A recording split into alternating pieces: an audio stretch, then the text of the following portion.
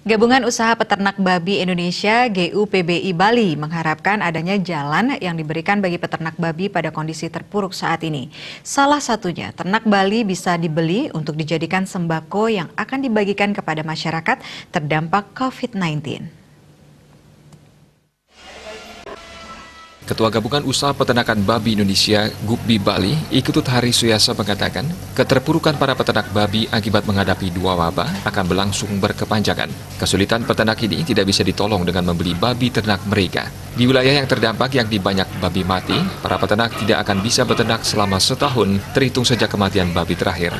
Sementara peternak yang babi-babinya masih hidup dan tidak terkena wabah mengalami kesulitan untuk menjual babi-babi yang mereka ternakan. Imbasnya, para peternak kehilangan kemampuan beternak akibat kerugian yang dialami. Terlebih lagi saat ini harga pakan naik yang menambah kesulitan peternak untuk beternak kembali. Jika kondisi berlanjut, populasi babi akan berpengaruh dan harga kedepannya akan meningkat.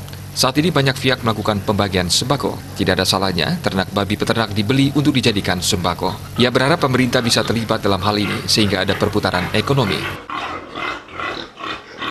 Di Bali, peternak babi sebagian besar adalah kalangan masyarakat kecil yang saat ini sangat terdampak bahkan dalam kurun waktu panjang. Pihaknya mengapresiasi sejumlah warga di beberapa daerah secara patungan membeli ternak warga. Namun hal ini tidak bisa dilakukan dalam skala besar dan dalam waktu lama sehingga peran pemerintah sangat diharapkan.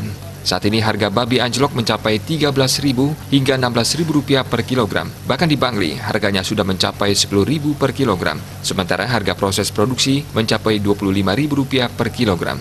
Minimal peternak bisa menikmati harga Rp20.000 per kilogram. Widya Stuti, Bisnis Bali melaporkan.